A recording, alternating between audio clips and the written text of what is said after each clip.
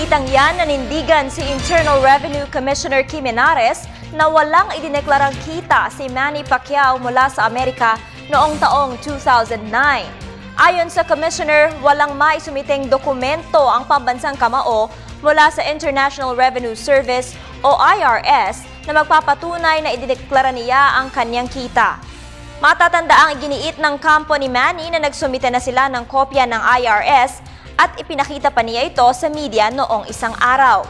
Ngunit ayon sa BIR, kailangan nila ang orihinal na kopya ng IRS o ang certified true copy nito. Payo pa ni Menares kay Pacman, makipag-usap na lamang sa mga abogado at accountant niya upang maayos ang usapin.